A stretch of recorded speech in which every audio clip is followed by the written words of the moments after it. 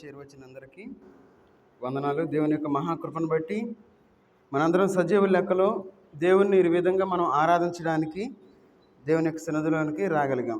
ఈరోజు మనం దేవుని యొక్క వాక్య భాగంలో నుండి కొన్ని మాటలు మనం నేర్చుకొని వాక్యానుసారంగా మనం దేవుణ్ణి ఆరాధించడానికి మనం ప్రయత్నం చేద్దాం. 134వ కీర్తన 134వ కీర్తన 2వ వచనం తీసుకున్నా చదవండి. పరిశుద్ధ స్థలము వైపు నీ చేతులెత్తి యెహోవాను సన్నుతించుడి. ప్రార్థన చేసుకుందాం. మహోన్నతుడైన దేవా, సర్వాధికారి అయిన దేవా, నీకు వందనాలు తండ్రి. ఈ ఉదయకాల సమయంలో మీ పాసందులో చేరి మీ సన్నిధిలో ఉండినైనా మేము మిమ్మల్ని ఆరాధించుకోవడానికి, స్తుతించుకోవడానికి మీరు ఇచ్చిన సమయాన్ని బట్టి వందనాలు చెల్లించుకుంటూ ఉన్నా తండ్రి. చదవబడిన వాక్య భాగాన్ని మీరు దీవించి ఆశీర్వదించండి. మాకు కావాల్సిన ఆత్మీయ ఆహారాన్ని మాకు దయచేయండి. మీకు ఆత్మను మాకు తోడుగా ఉంచి నడిపించమని యేసుక్రీస్తు వారి నామంలో ప్రార్థించి అడిగి వేడుకుంటున్నాం తండ్రి. ఆమెన్. దేవుని యొక్క వాక్య భాగంలో మనం చూసుకున్నట్లయితే 134వ కీర్తనలో 2వ వచనంలో కీర్తనకారుడు ఒక మాట అంటా ఉన్నాడు. పరిశుద్ధ స్థలము వైపు మీ చేతులెత్తి యెహోవాను సన్నుతించుడి. మనం దేవునికి చేతులెత్తి మనం దేవుణ్ణి ఆరాధించేవారుగా ఉండాలి. చేతులు ఎత్తి మనం దేవుణ్ణి ఆరాధించాలి. ఇదేంటి చేతులెత్తి మనం దేవుణ్ణి ఎట్లా ఆరాధిస్తాం? కొన్ని విషయాలు మనం చూద్దాం. చేతులెత్తి మనం దేవుణ్ణి ఆరాధించడం వల్ల మనకి ఏ విధమైన లాభాలు ఉన్నాయి అనే విషయాల గురించి, మనం ఏ విధంగా దేవుణ్ణి మనం ఆరాధించవచ్చు అనే విషయాల గురించి ఈరోజు మనం ధ్యానం చేద్దాం. చేతులు ఎక్కడ మనం పరిశుద్ధ స్థలము వైపు మీ చేతులెత్తి యెహోవాను సన్నుతించుడి. చూడండి, అందుకే చూడండి ఇక్కడ యోబు గ్రంథంలో యోబు గారు ఒక మాట అంటా ఉన్నారు. యోబు గ్రంథం 11వ అధ్యాయము 13వ వచనం తీసినారు, చదవండి. యోబు గ్రంథం 11వ అధ్యాయము 13వ వచనం. నీవు ఈ మనస్సును తిన్నగా నిలిపిన ఎడల నీ చేతులు ఆయన వైపు చాపిన ఎడల. ఇక్కడ యోబు గారు ఒక మాట అంటా ఉన్నాడు. ఏమన్నా యోబు గ్రంథంలో నీవు నీ మనస్సును తిన్నగా నిలిపిన ఎడల. మనం ఏం చేయాలంటే దేవుణ్ణి ఆరాధించేటప్పుడు మన మనస్సు నిలకడగా ఉండాలి. నిలకడగలిగిన ఆరాధన మనం చేసేవారుగా ఉండాలి. మన మనసు స్థిరంగా ఉండాలి. అందుకన్నాడు నీ చేతులు ఆయన వైపు చాపిన ఎడల. అంటే ఆయన వైపు చాపటము అంటే దేవుణ్ణి ఆరాధించడము. స్థిరమైన మనస్సు కలిగి మనం దేవుణ్ణి ఆరాధించేవారుగా ఉండాలి. అందుకే ఇక్కడ ఒక మాట అంటా ఉన్నాడు, నీ చేతులు ఆయన వైపు చాపిన ఎడల అనే మాట మనకి ఇక్కడ కనబడతా ఉంది. అందుకే చూడండి, కీర్తనకారుడు మరి ఒక మాట అంటా ఉన్నాడు. 88వ కీర్తన 9వ వచనం చదవండి. 88వ కీర్తన 9వ వచనం. బాధ చేత నా కన్ను క్షీణించుచున్నది యెహోవా, ప్రతిదినము నేను నీకు మొర్రపెట్టుచున్నాను, నీ వైపు నా చేతులు చాపుచున్నాను. చూడండి, మన యొక్క జీవితంలో మనం దేవునికి మనం ప్రార్థించేవారుగా ఉండాలి. మనం దేవుణ్ణి మనం ఆరాధించేవారుగా ఉండాలి. అందుకే ఇక్కడ కీర్తనకారుడు ఒక మాట అంటా ఉన్నాడు. ఏమనంటే, యెహోవా ప్రతిదినము నేను నీకు మొర్ర పెట్టుచున్నాను. అంటే ప్రతిదినం ప్రార్థన చేసేవాడుగా ఉన్నాడు. తర్వాత ఏమంటా ఉన్నాడు, నీ వైపు నా చేతులు చాపుతున్నాను. దేవుణ్ణి ఆరాధించేవాడుగా ఉన్నాడు. మన జీవితంలో మనం దేవుణ్ణి ప్రార్థన చేసి మనం దేవుణ్ణి ఆరాధించేవారుగా ఉండాలి. ఈ లోకంలో మనం చూసుకున్నట్లయితే ప్రార్థన, ఒకవేళ మనం చెమిటి అతను లేదంటే మోగవాళ్ళ దగ్గరికి వెళ్ళిపోయి నువ్వు బాగా ప్రార్థన చేయి అంటే ప్రార్థన చేస్తాడు. మాట్లాడలేని వాళ్ళు ప్రార్థన చేయలేరు. లేదంటే పాటలు ఒకవేళ మోగవాళ్ళ దగ్గరికి వెళ్ళిపోయి మనం అయ్యా నువ్వు పాటలు పాడు అంటే అతను పాటలు పాడగలడా? పాడలేడు. ఎందుకంటే తను మోగ స్థితిలో ఉన్నాడు కాబట్టి. ఒకవేళ ఆరాధన చేయి అంటే ఆరాధన చేయగలడా? చేయలేడు. ఎందుకంటే మాట్లాడలేడు కాబట్టి. మనం పాపము అనే మోగత్వంలో మనం కలిగి ఉన్నాం. ఎవరైతే పాపంలో ఉంటారో వారు దేవునికి ప్రార్థన చేయలేరు, వారు దేవుణ్ణి ఆరాధించలేరు, వారు దేవుని యొక్క వాక్యాన్ని చదవను లేరు. వారు మనం ఎన్ని రకాలుగా చెప్పినా, హృదయాన్ని హత్తుకునేటట్లు దేవుని యొక్క వాక్యం మనం బోధించినా, ఒకవేళ దేవుడే దిగి వచ్చి వాళ్ళతో మాట్లాడినా వారు దేవుని యొక్క వాక్యాన్ని వినలేని స్థితిలో ఉంటారు. ఎందుకంటే వారు పాపంలో ఉన్నారు కాబట్టి దేవుణ్ణి ఆరాధించలేని స్థితిలో ఉన్నారు. కాబట్టి మన యొక్క జీవితంలో మనం చేతులెత్తి మనం దేవుణ్ణి ఆరాధించేవారుగా ఉండాలి. చేతులు ఎత్తుట అనేది చాలా ముఖ్యమైన విషయం అని మనం గుర్తించాలి. అందుకే చూడండి, యెషయా గ్రంథం 60 ఎందుకు మనం చేతులు ఎత్తి మనం దేవుణ్ణి ఆరాధించేవారుగా ఉండాలంటే, యెషయా గ్రంథం 65వ అధ్యాయము 2వ వచనం చదవండి. 65:2. తమ ఆలోచనలు అనుసరించి చెడు మార్గమున నడుచుకొనుచు లోబడనొల్లని ప్రజల వైపు దినమంతయు నా చేతులు చాపుచున్నాను. చూడండి, దేవుడే చెప్తా ఉన్నాడు, మన కోసం ఆయన చేతులు ఎత్తుతా ఉన్నాడు. అయ్యా మీరు నా దగ్గరికి రండి, అయ్యా మీరు ఆశీర్వదించబడండి అని చెప్పి దేవుడు ఆయన చేతులు ఎత్తి ఆయన మనల్ని పిలుస్తూ ఉన్నాడు. కాబట్టి మనం ఏంటంటే చేతులు ఎత్తి మనం దేవుణ్ణి ఆరాధించేవారుగా ఉండాలి అని బైబిల్ మనకు ప్రకటిస్తూ ఉంది. అయితే మనం ఏం చేస్తామంటే చేతులు ఎత్తలేని స్థితిలో మనం ఈ లోకంలో జీవిస్తూ ఉన్నాం. ఎందుకంటే మన యొక్క జీవితంలో అలాంటి జీవితాన్ని మనం జీవించేవారుగా ఉంటాం. ఎందుకు మనం చేతులు ఎత్తలేని స్థితిలో మనం ఉన్నాం? చూడండి, సామెతల గ్రంథం 21వ అధ్యాయము, సామెతల గ్రంథం 21వ అధ్యాయము 25వ వచనం చదవండి. 21, 25. సోమరి వాని చేతులు పని చేయనల్లవు, వాని ఇచ్చ వాని చంపును. చూడండి, సోమని వాని చేతులు పని చేయనల్లవు. ఎవరి చేతులు పని చేయట్లా? ఎవరైతే సోమరత్వాన్ని కలిగి ఉన్నారో వారు పాటలు పాడలేరు, వారు వాక్యాన్ని చదవలేరు, వారు దేవుణ్ణి ఆరాధించలేరు, వారు మారు మనసు పొందలేరు. వాళ్ళు ఎట్లా ఉంటారంటే సైలెంట్గా ఉంటారు. ఆత్మీయమైన సోమరత్వంలో వాళ్ళు ఉన్నారు. కాబట్టి మనం చాలా జాగ్రత్తగా ఉండాలి. మనం సోమరులుగా ఉండకూడదు. దేవుని సన్నిధిలో మనం ఆరాధించేవారుగా ఉండాలి. దేవుని సన్నిధిలో మన స్వరాన్ని వినిపించేవారుగా ఉండాలి. దేవుని యొక్క సన్నిధిలో మనం దేవుణ్ణి సన్నుతించేవారుగా ఉండాలి. అందుకే ఇక్కడ మనం చూసుకున్నట్లయితే సోమరవాడు ఏం చేస్తాడు? సోమరవాని చేతులు పని చేయనల్లవు. దేవుణ్ణి ఆరాధించలేవు సోమరవాని చేతులు. మరి మన జీవితం ఎట్లా ఉంది? చాలా జాగ్రత్తగా మనం పరిశీలన చేసుకోవాలి.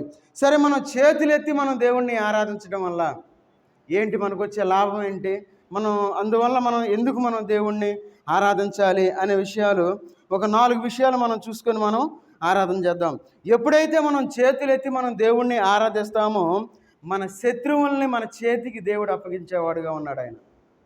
ఈ లోకంలో మనకు భయం, మనిషి బ్రతికేది ఎప్పుడు మనకు భయం.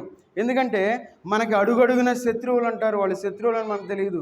ఈ శత్రువులు మన చేతికి అప్పగించబడాలి అంటే మనం చేతులెత్తి మనం దేవునికి ప్రార్థించేవారుగా ఉండాలి. చూడండి, ఆదికాండం 14వ అధ్యాయము 20వ వచనం చదవండి. ఆదికాండం 14వ అధ్యాయము 20వ వచనం. నీ శత్రువులను నీ చేతికి అప్పగించిన సర్వోన్నతుడగు దేవుడు స్తుతింపబడునుగాక అని చెప్పెను.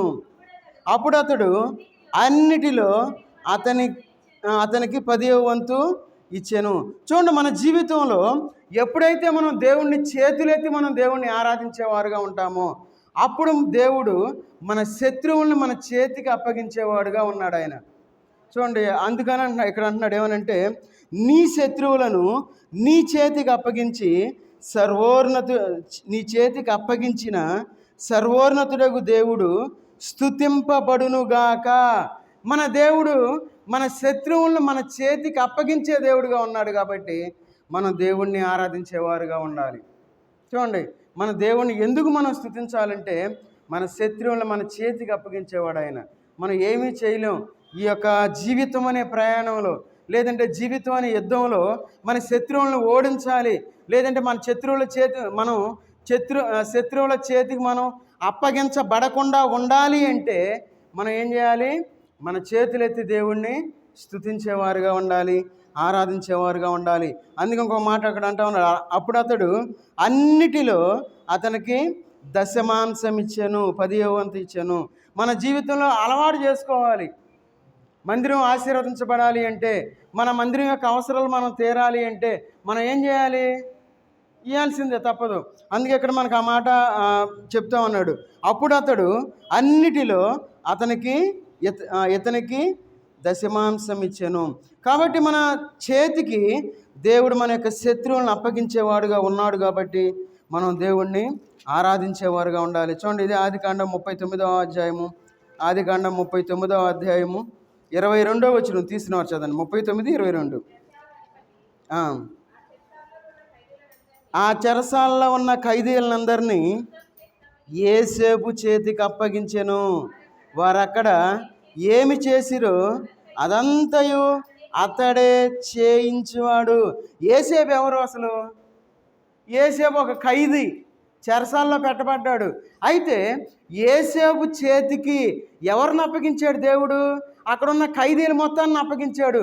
ఎందుకు అప్పగించాడు? దేవునికి చేతులెత్తి ఆరాధించేవాడుగా ఉన్నాడు యేసేపు. ఎప్పుడైతే మన జీవితంలో మనం కష్టంలో ఉన్నప్పుడు, మనం బాధలో ఉన్నప్పుడు, యేసేపు అక్కడ సంతోషంగా లేడు, 4 గదుల మధ్యలో ఉన్నాడు. యేసేపు ఎంతో కష్టంలో ఉన్నాడు. తన యొక్క ఆ తండ్రిని విడిచిపెట్టి దూరంగా ఉన్నాడు. ఎంతో బాధ కలిగిన వాడుగా ఉన్నాడు యేసేపు. అయితే దేవుని యందు నిరీక్షణ కలిగిన వాడుగా ఉన్నాడు. దేవుణ్ణి స్తుతించేవాడుగా ఉన్నాడు. దేవుణ్ణి ఆరాధించేవాడుగా ఉన్నాడు. కాబట్టి యేసేపు చేతికి ఆ చెరసాలలో ఉన్న ఖైదీలందరినీ దేవుడు అప్పగించినట్లు మనం ఇక్కడ చూస్తూ ఉన్నాం. మన యొక్క జీవితంలో మన యొక్క శత్రువులు, లేదంటే మనం ఏ బాధలో ఉన్నా, ఏ కష్టంలో ఉన్నా, మనం సంతోషంగా ఉండాలి అంటే మనం దేవుణ్ణి స్తుతించేవారుగా ఉండాలి, దేవుణ్ణి గణపరిచేవారుగా ఉండాలి, ఆయన సన్నిధిలో మనం ఉండేవారుగా ఉండాలి. అప్పుడు మన యొక్క జీవితం, ఒకవేళ మనం కష్టంలో ఉన్నా మనం సంతోషంగా ఉండేటట్లు చేసే దేవుడు మన దేవుడు. కాబట్టి మనం దేవుణ్ణి ఆరాధించేవారుగా ఉండాలి, దేవుణ్ణి మనం స్తుతించేవారుగా ఉండాలి, ఆయన వైపు మనం చూసేవారుగా ఉండాలి. చూడండి, 2వ దినవృత్తాంతముల గ్రంథం 16వ అధ్యాయము 2వ దినవృత్తాంతముల గ్రంథం 16వ అధ్యాయము 8వ వచనం తీసినారు, చదవండి. బహు విస్తారమైన రథములను గుర్రపు రౌతులను గల కుషీయులను లూబీయులను గొప్ప దండై వచ్చిరి కదా, అయినను నీవు యెహోవాను నమ్ముకొనినందున ఆయన వారిని నీ చేతికి అప్పగించెను. దేవుడు చూడండి, మన శత్రువుల్ని మన చేతికి అప్పగించే దేవుడిని మనం కలిగి ఉన్నాం. మన దేవుడు ఆషామాషి దేవుడు కాదు ఆయన. మనం కష్టపడితే చూసే ఊరుకుంటే దేవుడు కాదు ఆయన. దేవుడు సమయం కోసం చూస్తూ ఉంటాడు ఆయన. ఒక సమయం వచ్చిన తర్వాత దేవుడు మన యొక్క శత్రువులందరినీ మన చేతికి అప్పగించేవాడుగా ఉన్నాడు. అదే ఇక్కడ మనం వాక్య భాగంలో మనం చూస్తూ ఉన్నాం. ఏంటంటే ఇక్కడ ఏమంటా ఉన్నాడు? వారు చూడండి అక్కడ ముందు ఏమని, బహు విస్తారమైన రథములను గుర్రపు రౌతులను గల. చూడండి, బహు విస్తారమైన రథములు, భయం కలిగించే. ఎందుకంటే యుద్ధం చేయాలంటే వాళ్ళు విస్తారంగా ఉన్నారు, వీళ్ళైతే యుద్ధం చేయలేరు. అయితే దేవుడు ఏం చేశాడంటే శత్రువుల్ని అందుకన్నాడు, అయినను నీవు యెహోవాను నమ్ముకొనినందున ఆయన వారిని నీ చేతికి అప్పగించాను. చూడండి, మనం ఆయన నమ్మితే చాలా, ఆయన మనకు కావాల్సినవి మొత్తం మనకు అనుగ్రహించే దేవుడు. కాబట్టి మనం దేవుణ్ణి ఆరాధించేవారుగా ఉండాలి. అయితే మనం ఆయన నమ్మలేకపోతా ఉన్నాం, మనకు ఆ గట్స్ లేవు. ఎందుకంటే నమ్మకము అనేది మనలో లేదు, ఆ విశ్వాసాన్ని మనం లేనివారుగా ఈ లోకంలో మనం జీవిస్తూ ఉన్నాం. కాబట్టి ఎప్పుడైతే మనం దేవుణ్ణి నమ్ముకొని ఈ లోకంలో జీవిస్తూ ఉంటామో, దేవుడు మన యొక్క శత్రువుల్ని మన చేతికి అప్పగించేవాడుగా ఉన్నాడు అని చెప్పి దేవుని యొక్క వాక్య భాగం సెలవిస్తూ ఉంది. ఎప్పుడైతే మనకి సహజంగా మన శత్రువులు మనకు ఎదురుదాడి చేస్తూ ఉన్నప్పుడు మనకి ఎట్లా ఉంటుందంటే, మన జీవితంలో నెమ్మది లేనివారుగా ఉంటాం, ఈ లోకంలో సంతోషం లేనివారుగా ఉంటాం, సమాధానం లేనివారుగా ఉంటాం. అయ్యో, వాళ్ళు ఎప్పుడు ఏం చేస్తారో, వాళ్ళు ఎప్పుడు మా మీద పడతారో, ఎలాంటి పరిస్థితిని మేము ఎదుర్కొనవలసి వస్తుందో అని ఈ లోకంలో మనం ఏం చేస్తామంటే నెమ్మది లేని జీవితాన్ని మనం జీవిస్తూ ఉంటాం. అయితే మనం ఎప్పుడైతే మన చేతులెత్తి మనం దేవుణ్ణి ఆరాధిస్తామో, దేవుడు మనకి ఎలాంటి జీవితాన్ని ఇస్తాడంటే, చూడండి, 2వ సమూయేలు గ్రంథం 7వ అధ్యాయము 2వ సమూయేలు గ్రంథం 7వ అధ్యాయము 11వ వచనం చదవండి. 7:11. నీ శత్రువుల మీద నీకు జయమిచ్చి నీకు నెమ్మది కలుగజేసి ఉన్నాను, మరియు యెహోవానగు నేను నీకు తెలియజేయదనేమనగా నేను నీకు సంతానమును కలుగజేయను. చూడండి, నీ శత్రువుల మీద నీకు జయమిచ్చి నీకు నెమ్మది కలుగజేసి ఉన్నాను. నెమ్మది, మన జీవితాల్లో నెమ్మది కలుగజేవాడు మన దేవుడు. అంత గొప్ప దేవుడు. ఒకవేళ ఈ ఉదయకాల సమయంలో నెమ్మది లేకుండా మనం జీవిస్తూ ఉన్నామా, ఒక్కసారి ఆయన చేతులెత్తి మనం దేవుడిని ఆరాధించినట్లయితే దేవుడు మన యొక్క జీవితాల్లో నెమ్మదిచ్చే దేవుడిగా ఉన్నాడు. కాబట్టి మనం దేవుణ్ణి ఆరాధించాలి, దేవుణ్ణి స్తుతించాలి, ఆయన్ని గణపరచాలి. ఎప్పుడైతే ఆ విధమైన జీవితాన్ని మనం జీవిస్తామో దేవుడు మన యొక్క జీవితంలో అనేకమైన గొప్ప కార్యాలు చేసేవాడుగా ఉన్నాడు. అందుకే దేవుని యొక్క వాక్య భాగంలో అంటూ ఉన్నారు, నెమ్మది కలుగు చేసి నెమ్మదికరమైన జీవితాన్ని మనం జీవించేవారుగా ఉండాలి. అందుకే నీ శత్రువుల మీద నీకు జయమిచ్చే దేవుణ్ణి మనం కలిగి ఉన్నాం. ఎవరి మీద? శత్రువుల మీద. మనం అనుకుంటాం అందరం మన మిత్రులే అనుకుంటాం. మనకు తెలియకుండా మన శత్రువులు ఉంటారు. ఆ శత్రువులను మనం గ్రహించలేం. మన పక్కనే ఉంటారు, మన వెన్నుపోటు పొడిచేవారు ఉంటారు, మన వెనకాల గోతులు తవ్వే వాళ్ళు ఉంటారు, మనం ఏదన్నా మనం దిగజారిన స్థితిలోనికి వెళ్ళిపోతే మనల్ని చూసి సంతోషించే వాళ్ళు ఉంటారు ఈ లోకంలో. అయితే అలాంటి జీవితంలోనికి దేవుడు మనల్ని రానియకుండా మనకి నెమ్మదిని కలుగు చేసే దేవుడు మనకున్నాడు. కాబట్టి మనం చేతులెత్తి మనం దేవుణ్ణి ఆరాధించాలి, మనం దేవుణ్ణి స్తుతించేవారుగా ఉండాలి. అందుకే చూడండి, నిర్గమాకాండం 33వ అధ్యాయము, నిర్గమాకాండం 33వ అధ్యాయము 22వ వచనం చదవండి. నా మహిమ ఆ బండ సందులో నిన్ను ఉంచి నిన్ను దాటి వెళ్ళు వరకు నా చేతితో నిన్ను కప్పెదను. చూడండి, ప్రపంచంలో మోషే గారే చూశారు. ఎవరిని? దేవుణ్ణి చూసిన మొట్టమొదటి వ్యక్తి అంటే మోషే గారు మాత్రమే చూశారు. మోషే గారు చూసి ఆయన యొక్క శక్తిని చూడలేడు, ఆయన యొక్క మహిమను తను చూసి ఉండలేడని ఉద్దేశంతో దేవుడు ఏం చేశాడంటే తన చేతితో కప్పినట్లు మనం చూస్తూ ఉన్నాం. మన జీవితంలో ఎప్పుడైతే మనం దేవుణ్ణి ఆరాధించేవారుగా ఉంటామో దేవుడు తన చేతితో మనల్ని కప్పేవాడుగా ఉన్నాడు. అందుకే ఇక్కడ మనం చూసుకున్నట్లయితే ఇక్కడ మాట మనకు కనబడతా ఉంది, నా మహిమ నిన్ను దాటి వెళ్ళుచుండగా ఆ బండ సందులో నిన్ను ఉంచి నిన్ను దాటి వెళ్ళు వరకు నా చేతితో నిన్ను కప్పెదను. మనల్ని కప్పి ఉంచే దేవుడిగా ఉన్నాడు ఆయన మనల్ని వదిలిపెట్టలా. మనకి ఎలాంటి బాధ రాకుండా ఆయన చేతితో మనల్ని కప్పి ఉంచి ఉన్నాడు. కాబట్టి మనం దేవుణ్ణి ఆరాధించేవారుగా ఉండాలి, దేవుణ్ణి స్తుతించేవారుగా ఉండాలి. ఒకవేళ మన ఇష్టానుసారంగా ఈ లోకంలో జీవించి మనం దేవుణ్ణి ఆరాధించకుండా, దేవుణ్ణి స్తుతించకుండా ఈ లోకంలో మనం జీవించుతూ ఉన్నట్లయితే, ఒకవేళ మనం జీవించినా దేవుని యొక్క చెయ్యి మన మీద ఉంది, ఆయన మనల్ని కప్పుతూ ఉన్నాడు. కాబట్టి మనం సజీవులుగా ఉండగలిగాం. ఈ యొక్క ఉదయకాల సమయంలో ఒకవేళ ఆయన కాపుదల మనకు లేకపోతే, ఆయన కృప మన మీద లేకపోతే మనం ఈ రోజుకి ఈ లోకంలో బ్రతికి ఉండేవాళ్ళం కాదేమో. కాబట్టి మన యొక్క జీవితంలో మనం దేవుణ్ణి ఆరాధించాలి. మనం దేవుణ్ణి ఆరాధించాలంటే ఆయన చేతితో మనల్ని కప్పి ఉంచేవాడు అని చెప్పి దేవుని యొక్క వాక్య భాగం సెలవిస్తూ ఉంది. అందుకే 17వ కీర్తనలో ఒక మాట మనం చూడగలం. చూడండి, 17వ కీర్తన 9వ వచనం చదవండి. 17వ కీర్తన 9వ వచనం.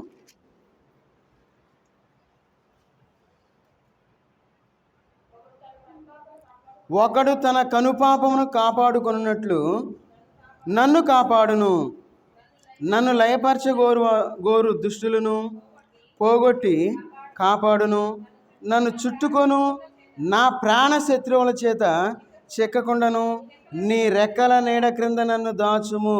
చూడండి, మన దేవుడు ఎలాంటి దేవుడు అంటే ఆయన రెక్కల కింద మనల్ని దాచే దేవుడు.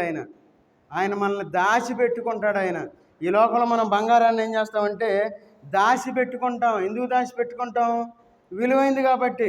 ఈ మధ్యకాలంలో మనందరూ తెలుసు, కర్నూలు సైడు వజ్రాల వేటకి వెళ్తా ఉన్నారు. ఈ మధ్య మనం వింటా ఉన్నాం, చాలామంది కార్లు వేసుకొని, బైక్లు వేసుకొని, ఆటోలు వేసుకొని చాలామంది వెళ్తూ ఉంటారు. అనంతపురం తర్వాత మన కర్నూలు ఆ సైడు వెళ్ళి అందరూ ఒక పనిగా ఎతుకుతూ ఉంటారు. ఈ వర్షాల టైంలో కొంతమంది చెప్తూ ఉంటారు, ఏమనంటే అయ్యా పలానా వాళ్ళకి ఇన్ని కోట్ల రూపాయల వజ్రం దొరికింది అంటూ ఉంటారు. అయ్యా మొన్న 60 లక్షల రూపాయల వజ్రం దొరికింది. చూడండి, వాళ్ళు వెతుకుతూ ఉంటారు. వాళ్ళు ఏంటంటే ఉదయం నుండి సాయంత్రం వరకు వెతుకుతూనే ఉంటారు. అయితే ఒక వజ్రం దొరికింది అనుకోండి, వాళ్ళు ఎంతగానో సంతోషిస్తారు. ఆ వజ్రాన్ని తీసుకొని అమ్మేసి ఆ డబ్బుని తీసుకొచ్చి దాచిపెట్టుకుంటారు. చూడండి, అంటే డబ్బు ఒక 60 లక్షలు అనుకుందాం, లేదంటే ఒక 1,00,000 రూపాయలు ఉందనుకుందాం. ఈ 1,00,000 రూపాయలు మనం బయటపడేస్తామా? బయటపడేయం. మనం దాన్ని జాగ్రత్తగా తీసుకుని వెళ్ళి బీరువాలో పెట్టి తాళం వేసేమో లేదో చూసుకొని, లేదంటే బ్యాంకులో పెట్టుకొని, మళ్ళీ ఎక్కడ ఏ స్కీమ్లో మంచి ఇంట్రెస్ట్ వచ్చిందో చూసుకొని అదే స్కీమ్లో పెట్టుకొని మనం ఉంటాం, ఏది డబ్బు ఉన్నవాళ్ళు. మరి మన జీవితంలో దేవుని యొక్క వాక్యము దానికంటే విలువైనది అయింది. మరి అంత విలువైన వాక్యాన్ని మనం ఎందుకు వెతకటం లేదు? చూడండి, దేవుని ఆరాధించడం అనేది అది మన యొక్క జీవితంలో చాలా విలువైంది. మరి దేవుణ్ణి ఎందుకు మనం ఆరాధించలేకపోతా ఉన్నాం? మన చేతులెత్తి మనం దేవుణ్ణి ఆరాధించేవారుగా ఉండాలి. అందుకే చూడండి, నీ రెక్కల నీడ కింద నన్ను దాచుము. ఆయన రెక్కల నీడ కింద మనల్ని దాచే దేవుడిగా ఉన్నాడు ఆయన. మనం ఆయన్ని పట్టించుకోం, కానీ దేవుడు మనల్ని పట్టించుకొని ఆయన మనల్ని దాచిపెడతా ఉన్నాడు. ఎలాంటి ఆపద మనకు రాకుండా, ఎలాంటి కీడు మన కుటుంబానికి రాకుండా, ఎలాంటి అనారోగ్యం మన యొక్క కుటుంబాలను తాకకుండా ఆయన మనల్ని కాచి కాపాడుతూ ఉన్నాడు. కాబట్టి మనం దేవుణ్ణి స్తుతించాలి, దేవుణ్ణి ఆరాధించాలి. చూడండి, 61వ కీర్తన 4వ వచనం చదవండి. 61వ కీర్తన 4వ వచనం.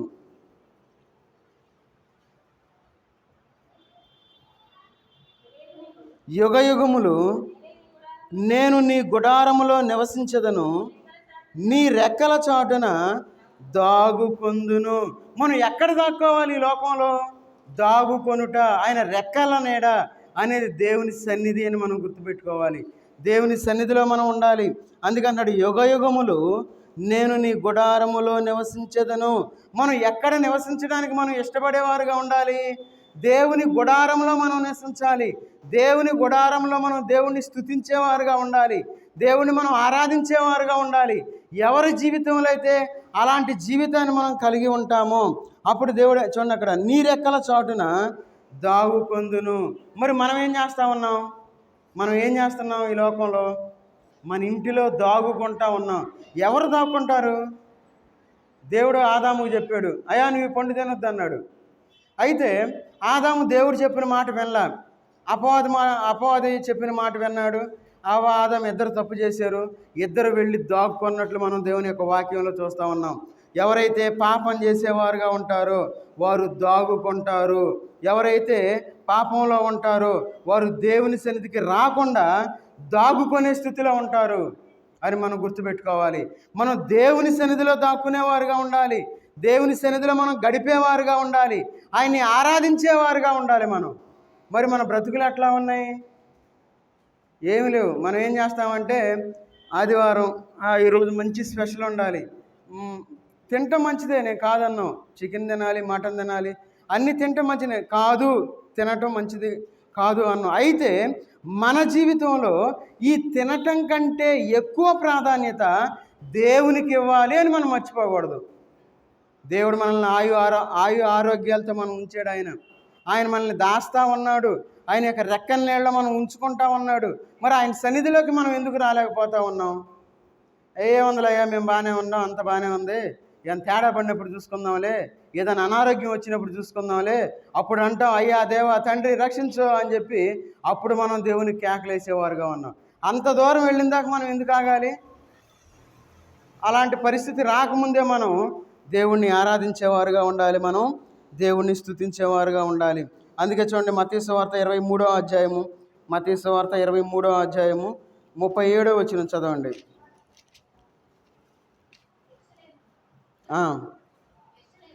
యెరూషలేమా, నీ యొద్దకు పంపబడిన వారిని రాళ్లతో కొట్టుచును ఉండుదానే, కోడి తన పిల్లలను రెక్కల క్రిందకి ఎలాగు చేర్చుకును, అలాగే నేనును నీ పిల్లలను ఎన్నో మార్లు చేర్చుకున్న వాళ్ళని ఉంటిని కానీ మీరు వల్లకపోతిరి. చూడండి, మన జీవితంలో దేవుడు మనల్ని కోడి ఏ విధంగా అయితే తన యొక్క రెక్కల కింద దాచుకోవాలి అని ఏ విధంగా అయితే ఉంటుందో అదే విధంగా దేవుడు మనల్ని ఆ విధంగా కాపాడాలి అనుకుంటూ ఉన్న దేవుడు కాబట్టి మనం దేవుడిని ఆరాధించాలి. ఎవరైనా అలాంటి ఆలోచన కలిగి ఉంటారా? చూడండి, ఆయన చెప్తా ఉన్నాడు ఏమనంటే, కోడి తన పిల్లలను రెక్కల కిందకి ఎలాగూ చేర్చుకున్నాను. కోడి తన యొక్క పిల్లలను రెక్కల క్రింద పెట్టుకుంటుంది. ఎందుకు పెట్టుకుంటుంది చెప్పండి? కోడి రెక్కల క్రింద వెచ్చగా ఉంటుంది. ఒకవేళ బయట చల్లగా ఉందనుకోండి, ఆ చలికి ఒకవేళ కోడి పిల్లలు తట్టుకోలేము అని చెప్పి కోడి ఏం చేస్తుంది, ఆ రెక్కల కింద పెట్టుకుంటూ ఉంటుంది. ఆ చల్లదనం ఇచ్చిద్ది. కోడి రెక్కల కింద పిల్లలు ఎప్పుడైతే ఉంటాయో కోడి పిల్లలు ఆరోగ్యంగా ఉంటాయి. ఎప్పుడైనా గమనించండి. అట్లా కాకుండా నువ్వు వదిలేసేవనుకోండి, కోడికి తల్లి లేని కోడి పిల్లలు అనుకుందాం. ఈ కోడి పిల్లలకి రోగాలు త్వరగా వస్తాయి. తర్వాత ఆ కోడి పిల్లలు బలహీనంగా ఉంటాయి. ఆ కోడి పిల్లలు సెక్యూరిటీ ఉండదు వాటికి. ఎప్పుడు ఏ కాకొచ్చి ఏ గ్రద్దొచ్చి తనికిపోతే ఎవరికి తెలియదు. అదేవిధంగా మన జీవితంలో మనం దేవుడు అంటే తండ్రిని మనం కలిగి ఉండాలి. ఆయన రెక్కల క్రింద మనం ఉండేవారుగా ఉండాలి. ఆయన మనల్ని కాచి కాపాడే దేవుడుగా ఉన్నాడు కాబట్టి మనం దేవుణ్ణి ఆరాధించేవారుగా ఉండాలి. మనం స్తుతించేవారుగా ఉండాలి. మన చేతులెత్తి మనం దేవుణ్ణి ఆరాధించాలి. అందుకే చూడండి ఆయన ఎంత చక్కగా చెప్తా ఉన్నాడు. ఆయన భద్రతను మనకి ఇస్తూ ఉంటే మనం ఆయన సన్నిధిలోనికి మనం రాలేకపోతా ఉన్నాం. ఈ లోపల మనకి ఏదన్నా బాహ్యపరమైన ఏదైనా ఆర్థికమైన లాభం వస్తే మనం ఏం చేస్తాం? ఖచ్చితంగా మనం వదులుకోం. ఇప్పుడు తల్లికి వందనం అంటున్నారు. 15,000 తల ఎంతమంది అయితే అంతమంది పిల్లలు. ఏ వందలు అయ్యా ఏం తల్లికి వందనం, ఏ 15,000 మాకెందుకులా అంటామా? ఖచ్చితంగా అనం. ఎందుకు? అయ్యా 15,000 వస్తే ఏదో అందుకుంటాయి గారు, పిల్లలకి ఫీజులు కట్టాలి, వాళ్ళకి యూనిఫామ్ తీసుకోవాలి, బుక్స్ తీసుకోవాలి అని మనం ఏం చేస్తాం? వాటి కోసం మనం ప్రయాసపడతాం. దానికి సంబంధించిన ఏదో కాగితాలు తీసుకొచ్చి పెట్టి ఎవరు చుట్టూ తిరగాలో వాళ్ళ చుట్టూ తిరుగుతాం. ఎందుకు? ఆ 15,000 రూపాయల కోసం. అంతకంటే ముఖ్యమైనది దేవుణ్ణి మనం ఆరాధించడం. మరి ఎందుకు దేవుని సన్నిధికి మనం రాలేకపోతా ఉన్నాం? ఇవన్నీ మనకు తెలుసు. మరి దేవుణ్ణి ఆరాధిస్తే దేవుడు మన కుటుంబాన్ని ఒక ఉన్నతమైన స్థితిలో ఉంచుతాడు అనే విషయాన్ని మనం ఎందుకు గుర్తుపెట్టుకోలేకపోతా ఉన్నాం?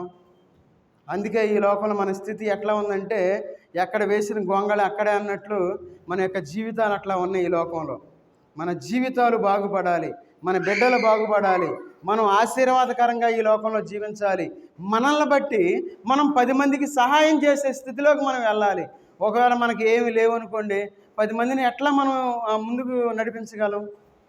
చాలా జాగ్రత్తగా ఉండాలి. మన జీవితంలో కోడి ఏ విధంగా అయితే తన యొక్క రెక్కల క్రిందకి తన పిల్లల్ని చేర్చుకొని కాపాడుతూ ఉంటుందో అలాగే దేవుడు మనల్ని కాపాడేవాడుగా ఉన్నాడు. కాబట్టి మనం దేవుణ్ణి ఆరాధించేవారుగా ఉండాలి, ఆయన్ని స్తుతించేవారుగా ఉండాలి. కాబట్టి మనం దేవునికి చేతులెత్తి ఆరాధించుట అనేది మన యొక్క జీవితంలో చాలా ప్రాముఖ్యమైనది. ఎందుకంటే బైబిల్లో చాలా సందర్భాలు ఉన్నాయి. మనం ఇవన్నీ చెప్పుకుంటే మనకు సమయం సరిపోదు. కాబట్టి చూడండి, మనం ఈ లోకంలో మనం ఏం చేయాలంటే చూడండి, యోబు గ్రంథం ఎప్పుడైతే మన జీవితంలో ఆ విధంగా దేవుణ్ణి ఆరాధించే అనుభవాన్ని మనం కలిగి ఉంటామో మన జీవితాలు ఏ విధంగా ఉంటాయంటే చూడండి, యోబు గ్రంథం 1వ అధ్యాయము 10వ వచనం చదవండి. యోబు గ్రంథం 1వ అధ్యాయము 10వ వచనం. నీవు అతనికిని అతని ఇంటివానికిని అతనికి కలిగిన సమస్తమునకు చుట్టూ కంచె వేసితివి కదా. చాలు, మన కుటుంబానికి కంచె వేసే దేవుణ్ణి మనం కలిగి ఉన్నాము. అందువల్ల మనం దేవుణ్ణి ఆరాధించేవారుగా ఉండాలి.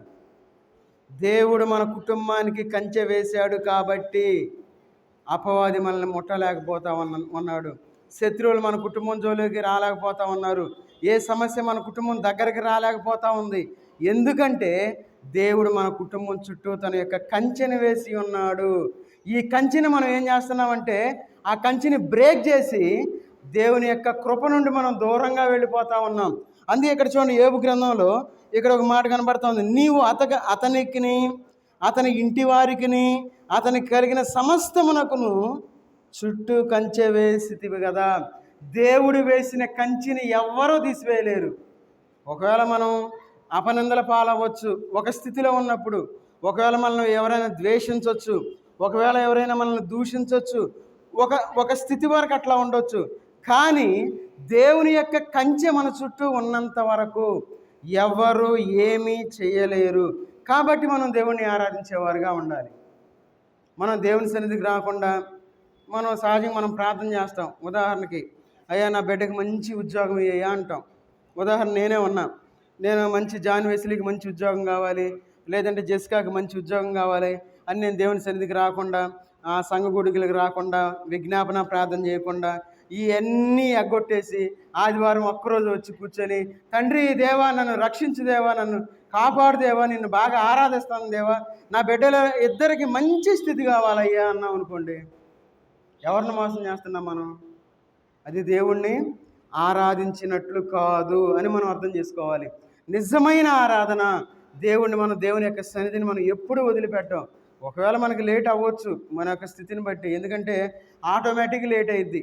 ఆదివారం అంటే ఇంకా లేట్ అయ్యిద్ది మనకి, అవునా కదా? మిగతా రోజుల్లో కొంచెం అటు ఇటుగా ఉన్న ఆదివారం అస్సలు పనులు అవ్వవు. ఆదివారమే మన చుట్టాలందరూ ఆదివారమే వస్తారు, ఆదివారమే లేటుగా లభిస్తారు అందరూ.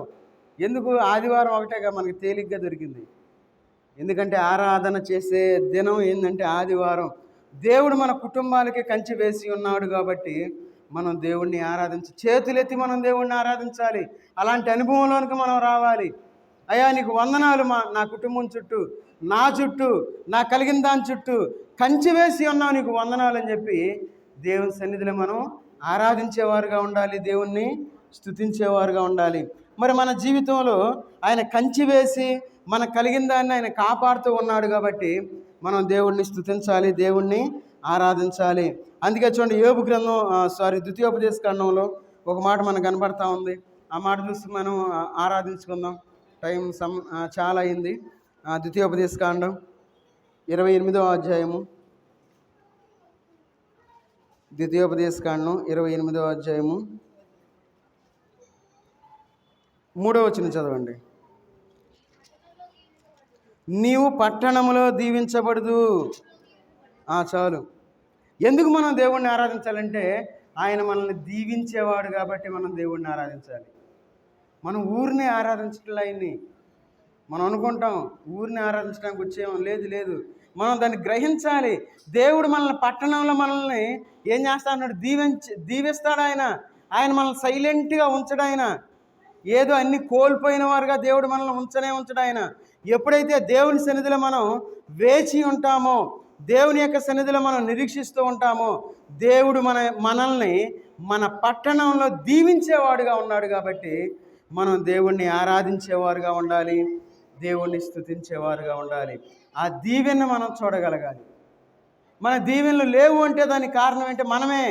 దేవుని సన్నిధికి మనం రావట్లా, దేవుణ్ణి మనం ఆరాధించట్లా, దేవుని యొక్క సన్నిధిలో ఆయన యొక్క బలలో మనం చేతులు వేయట్లా, సంఘ కూడికలు అసలు మానేసాం, తర్వాత ఈ విజ్ఞాపన కూడికి అసలు మానేసాం, ఉపవాస ప్రార్థన అస్సలు మానేసాం.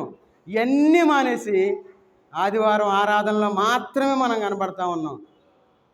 చాలా జాగ్రత్తగా ఉండాలి. ఎందుకంటే ఈ కఠినమైన మాటలుగా ఉంటే కొన్ని మాటలు చెప్పినప్పుడు, ఈ మధ్యకాలంలో ఒక బ్రదర్ నాతో ఒక మాట అన్నారు. ఏమనంటే, అయ్యా మీరు వాక్యం చదవాలి అని చెప్పకూడదు, వాక్యం చదవగలరు అని చెప్పాలి అన్నారు బ్రదరు. ఆయన చాలా పెద్ద అతను. సరే అంకుల్ అన్నా నేను. సరే అని చెప్పాను. ఎందుకంటే కఠినంగానే ఉంటుంది మాట, ఏమనుకోకూడదు. ఎందుకంటే మనం బాగుపడాలంటే కఠినంగానే ఉండాలి. పిల్లలకి బెత్తం వాడిన వాళ్ళు ఇంతకుముందు గవర్నమెంట్ స్కూల్లో చదివినప్పుడు ఏం చేశారంటే ఈత బెత్తాలు తీసుకొచ్చి బద్దలైందాక బాధేవాళ్ళు. అట్లా బాధింపబడిన వాళ్ళందరూ మంచి స్థితిలో ఉన్నారు. చాలామంది కలెక్టర్లు అయ్యారు, ఎంఆర్ఓలు అయిన వాళ్ళు ఉన్నారు, గొప్ప గొప్ప డాక్టర్లు అయ్యారు, మంచి స్థితిలో ఉన్నారు. ఇప్పుడున్న బిడ్డలను చూస్తే వాళ్ళు చదవరు, ఆ ఫోన్లు పట్టుకొని 24 గంటలు పట్టుకొని చూస్తూ ఉంటారు.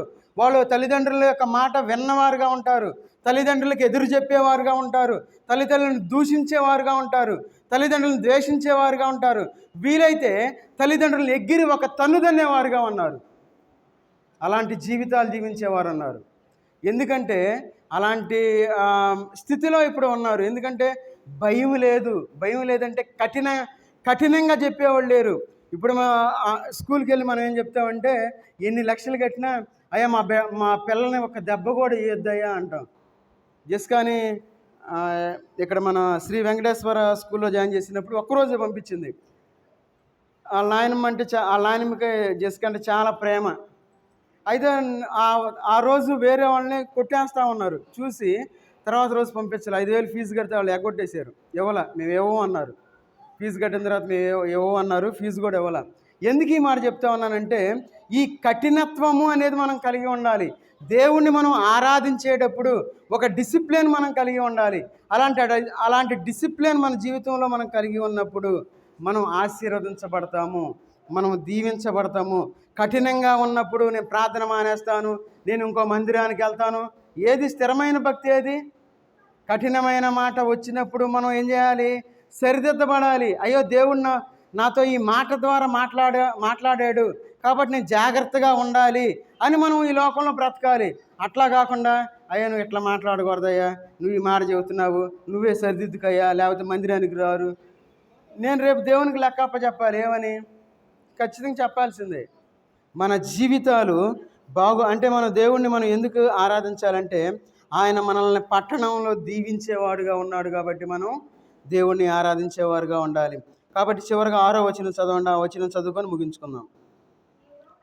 నీవు లోపలికి వచ్చినప్పుడు దీవించబడదువు, వెలుపలికి వెళ్ళినప్పుడు దీవించబడదువు. చూడండి, మన దీవెన ఎట్లా ఉండదంటే లోపలికి వచ్చినా దీవెనే, వెలుపలికి వెళ్ళినా దీవెనే, ఎటు చూసినా దీవెనే. చూడండి, ఆ విధంగా దీవించే దేవుడు మన దేవుడు. ఆయన దీవించడం మొదలు పెడితే ఎవ్వరు ఆపలేరు ఆయన యొక్క దీవెనలు.